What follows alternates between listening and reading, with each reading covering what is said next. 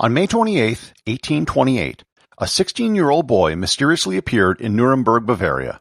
He had a letter in his hand and could only speak a few words. No one knew where he came from, who his parents were, or why he was there. 5 years later, just as mysteriously as he appeared, he was found murdered. His tale made him one of the most talked-about celebrities in 19th century Europe. Learn more about the curious case of Kaspar Hauser on this episode of Everything Everywhere Daily.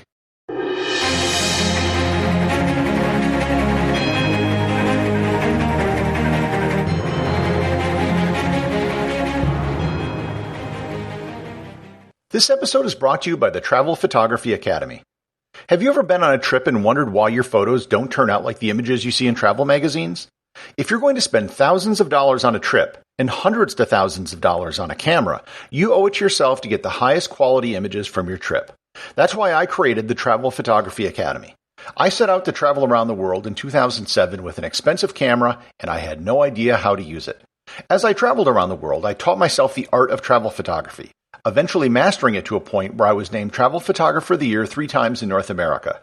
The Travel Photography Academy is an online course that teaches you everything you need to know to master your camera and to take better photos on your next trip.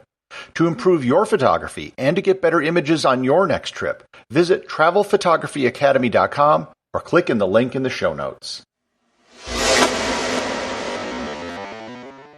The tale of Kaspar Hauser begins in Bavaria in the early 19th century. A boy appeared in the streets of Nuremberg, the second largest city in the kingdom, with a glazed look on his face holding an envelope. Eventually, he's taken to a police station where he doesn't seem to be able to understand what the police officers are saying, but he does seem to be able to hear. He is only able to say a few words. In particular, he keeps repeating the following phrase: "I want to be a cavalryman as my father was." In the envelope he was holding, there were 2 anonymous letters.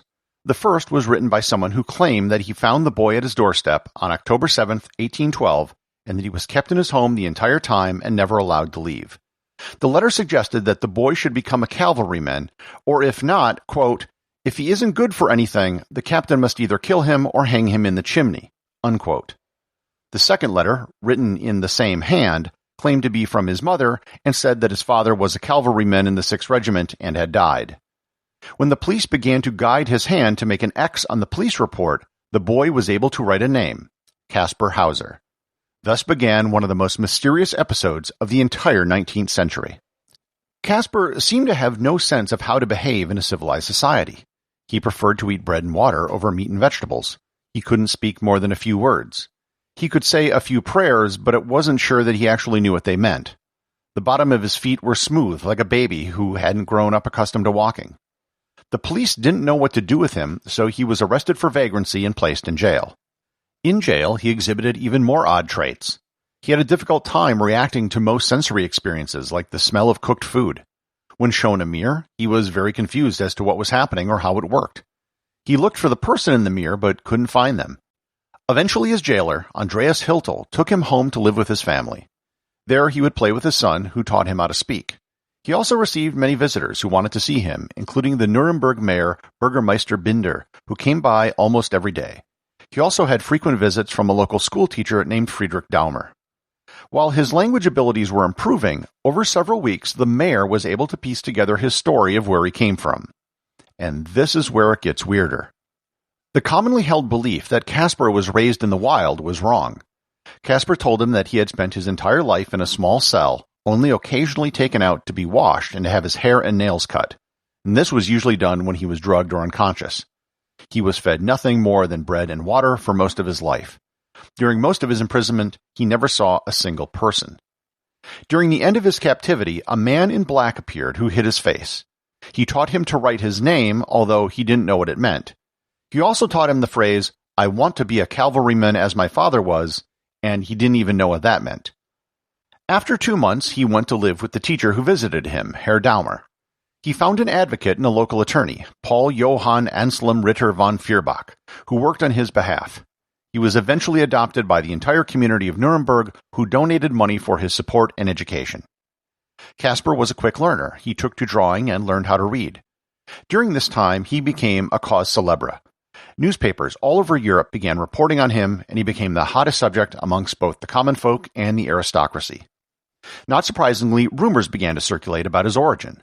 The most popular rumor was that he was the crown prince of the Grand Duchy of Baden, but there was also rumors of him being a member of the royal houses of Hungary and of England. On October 17, 1829, he was found bleeding with a wound to his head. It was claimed that the man who brought him to Nuremberg had done it, leading to more public speculation about his royal origins. However, skeptics said it was his way of getting out of an argument with Herr Daumer, who had found him telling repeated lies. After the incident, he was transferred to the care of Johann Bieberbach, who was a local magistrate. In April of the next year, there was an incident where he was found with a gunshot wound to his head, which he claimed happened after an accident where a gun fell off the wall. Here too, his relationship with Bieberbach went south after he was accused of telling more lies. In May, he was then transferred to the home of Baron von Tuscher. Notice he is working his way up the social ladder with every move. Here too, his relationship soured for the exact same reasons as before. In 1831, a British aristocrat named Lord Stanhope, who had developed an obsession with the case, took custody of him. He spent a significant amount of time and money trying to figure out where Kaspar came from. This included trips to Hungary and meetings with Hungarian royals to see if it would jog his memory. He promised to take Kaspar with him back to England, but that promise was never fulfilled. In 1832, Kaspar was transferred to the city of Ansbach to live with a schoolmaster named Johann Gregor Meyer. Here, too, his relationship with Meyer followed the same script as his relationship with his previous benefactors. On December 14, 1833, Kaspar stumbled home with a deep knife wound in his chest. He said that he was lured there by a stranger who gave him a bag with a note and then stabbed him. The note read, and I quote, "Hauser will be able to tell you quite precisely how I look and from where I am. To save Hauser the effort, I want to tell you myself where I come from, blank, blank.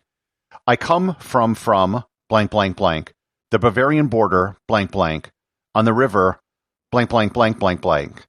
I will even tell you the name, M-L-O with an umlaut," unquote. The note was written backward so it was legible in a mirror. All of the blanks were literally lines that were a placeholder for something that wasn't there. 3 days later, on December 17th, Kaspar died, believed to be 21 years old. After his death, most of his benefactors turned against him. Lord Stanhope published a book with all the known evidence about Kaspar, concluding that it was, quote, his duty to openly confess that I had been deceived. Likewise, the attorney Feuerbach, who defended him, wrote, quote, Kaspar Hauser is a smart, scheming codger, a rogue, a good-for-nothing that ought to be killed, unquote. Controversy and speculation about his origin didn't end with his death. For decades after, there were articles and books being written about Kaspar Hauser. The consensus which developed over time was that Kaspar was a fraud and that the entire thing was a hoax. There were too many inconsistencies in his story. If he really was raised as he claimed, he wouldn't have survived childhood, nor would he have been able to learn to read and speak so quickly. The belief was that his murder was just an attempt at attention, which went wrong when he stabbed himself too deep. In 1996, the German magazine Der Spiegel did a DNA test on a blood sample that came from an item of his clothing. From this, they concluded that there was no way he could have come from the royal line of the House of Baden. Over time, Kaspar Hauser became the subject of many dozens of artistic works, mostly in Germany, including poems, books, songs, plays, movies, and graphic novels.